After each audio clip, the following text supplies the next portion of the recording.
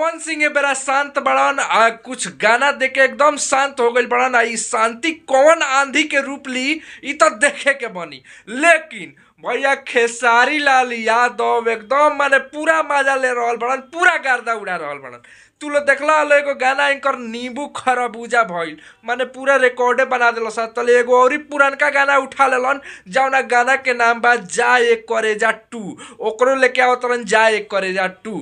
तो हमें वीडियो में खाली खेसारी भैया से इतने कहेम कि जब पुरानका गाना तू उठावत रह तो कम से कम ओ लायक बना दो जेगा पुरानका गाना रहे।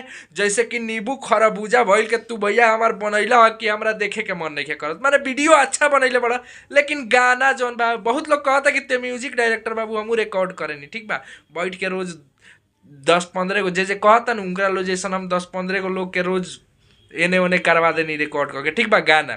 तो एगो बात मतलब ई कहेम कि जौन गाना तू पुरानका उठावत रहो ओकरा के तनी अच्छा क के दो। जैसे कि जा एक करे जा तार ऑल टाइम हिट गाना, अगर ओकरा के तू एकरा जैसन बना देबा तो भैया अब हम का कहीं कैसे कैसे ही चल गई बा।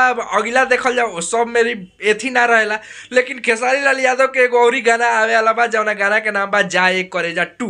आ पवन सिंह जौन बड़ा ने बड़ा पूरा शांत बड़ा अभी लागत लिखे कि कौनो पवन सिंह के गाना आवे वाला बा। वैसे भी पवन सिंह के ऊपर बहुत लोग तरह तरह के जौन बा अटैक हो रहा बा। अटैक मतलब हाउ अटैक मत समझिए लो, बयान हो रहा बा, ठीक बा। कबो केहू बोलता जैसे ज्योति सिंह अक्षरा सिंह तो पीछे ही पड़ल बा लोग। बाकी पवन सिंह के अलग अलग ढेर लोग बा जे बोलता।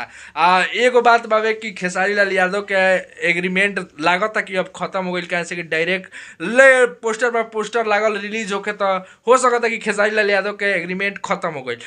खेसारी लाल यादव के कई गो हम सजेशन देम कि गाना जौन बनैया वो अच्छा बनैया। पोस्टर तो रिलीज कर दिला बड़ा, अनाउंसमेंट कर दिला बड़ा कि जा एक करेजा 2 आवता, ठीक बा। हम बता दी कि एमे तनी न्यू कोनो मॉडल एमे काम करे वाला बड़ी खेसारी लाल यादव कबो कबो नया नया उठावत रहेलन। जैसे कि करिश्मा काकर के मौका दिलन वही देते रहन, पवनो सिंह यही खातिर जाना जालन। लेकिन अभी बता दी कि खेसारी लाल यादव पूरा बूम पर चलत रहन आ पवन सिंह एकदम शांत बड़न। अब इस शांति कौन आंधी लेके आई तो देखे के बनी, कैसे कि अब पवनो सिंह जैसे देखिए कि Khesari Lal Yadav bank two bank तो पवनो सिंह जगह एक्टिवेट भई रहलन, ऐसा एक्टिवेट भई रहलन कि 2023 में केहू के ना बाजे दिलन, चाहे वो खेसारी लाल यादव को, चाहे वो नीलकमल सिंह को, चाहे रितेश पांडे को, चाहे केहू भोजपुरी के स्टार दोनों जना में केहू के ना बाजे दिल रहलन पवन सिंह, ठीक बा।